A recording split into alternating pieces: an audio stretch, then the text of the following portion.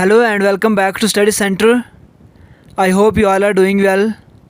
Finally around 1.5 year या 1 साल के बाद Jammu and Kashmir service selection board एक बार फिर से जो एग्ज़ाम्स है वो कंडक्ट कराने का प्रोसेस जो है वो अच्छे से स्टार्ट कर दिया है। बहुत से एग्ज़ाम्स की उन्होंने ऑलरेडी टेंटेटिव एग्ज़ाम डेट्स जो है वो अनाउंस करी थी। फिर उन्हीं टेंटेटिव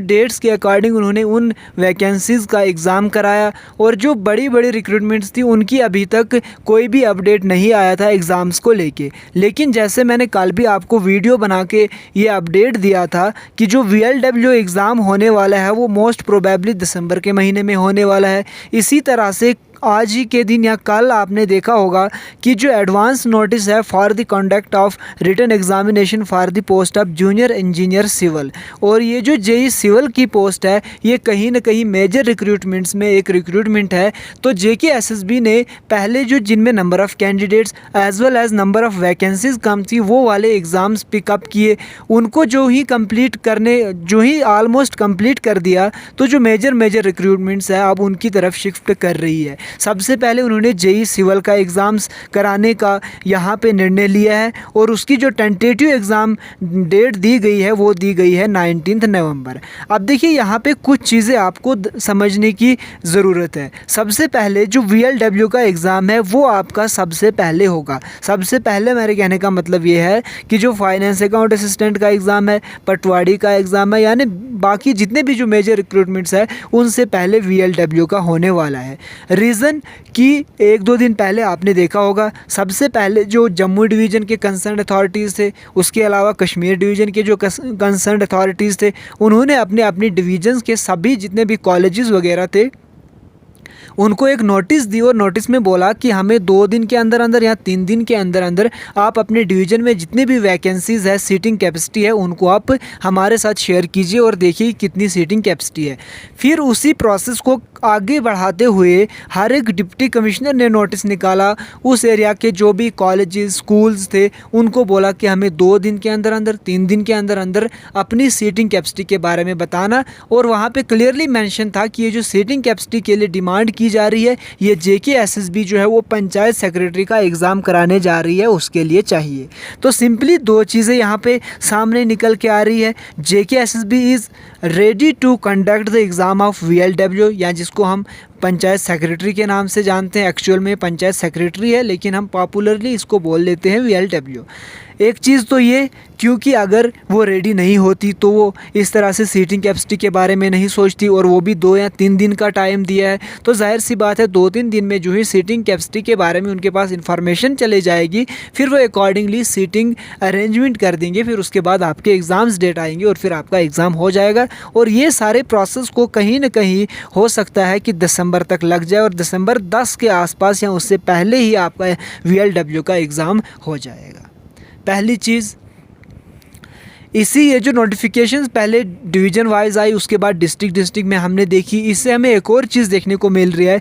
जो आपका एग्ज़ाम होगा पंचायत सेक्रेटरी का वो पंचायत अकाउंट असिस्टेंट की तरह जो है वो हर एक डिस्ट्रिक्ट में होगा। जैसे फाइनेंस अकाउंट असिस्टेंट का हुआ था, जो स्क्रैप हुआ था वो भी हर एक डिस्ट्रिक्ट में हुआ था, डिस्ट्रिक्ट वाइज एग्ज़ाम हुआ था। तो कहीं ना कहीं इस बार भी जो पंचायत सेक्रेटरी का एग्ज़ाम है वो डिस्ट्रिक्ट वाइज मेरिट नहीं बनेगा। डिस्ट्रिक्ट वाइज मेरे कहने का मतलब है कि जो एग्ज़ाम कंडक्ट होगा वो डिस्ट्रिक्ट में होगा, जैसे कि पंचायत अकाउंट असिस्टेंट का हुआ था और फाइनेंस अकाउंट असिस्टेंट का हुआ था। इसके अलावा आप देखिए VLW की ये बात हुई।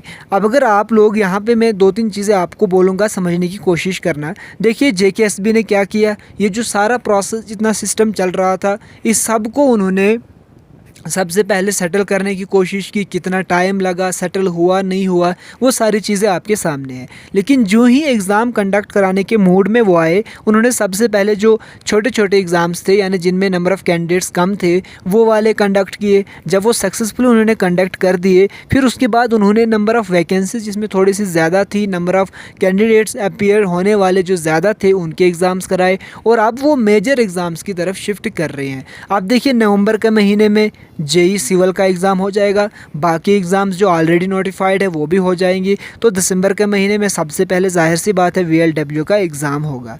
अब देखिए उसके बाद सब्जेक्ट टू वेदर सारी चीज़ें होंगी। देखिए अब अगर ज़्यादा हार्श विंटर्स आ जाती है कभी कभी दिसंबर 15 को ही, तो फिर आप मान के चलिए कि थोड़ा सा डिले हो सकता है बाकी एग्ज़ाम्स का। देखिए मैं ये सर्कमस्टांसिस के हिसाब से बोल रहा हूँ, हो सकता है कल एग्ज़ाम दिसंबर में ही हो जाए सारे, या ऐसा भी हो सकता है दिसंबर में कोई एग्ज़ाम ना हो जाए, विंटर्स इस तरह के आ जाए। लेकिन अभी जो सिचुएशन बन रही है वो ये है कि दिसंबर के पहले हफ्ते में या 10 दिसंबर के आसपास आपका VLW का एग्ज़ाम हो जाएगा, और उसकी बहुत ज़्यादा चांसेस है, मतलब 90+% इसकी चांसेस है। कोई अगर अनअवॉइडेबल सर्कमस्टांसिस नहीं हुआ तो VLW का एग्ज़ाम 100% जो है वो दिसंबर के 15 या 10 से पहले पहले हो जाएगा।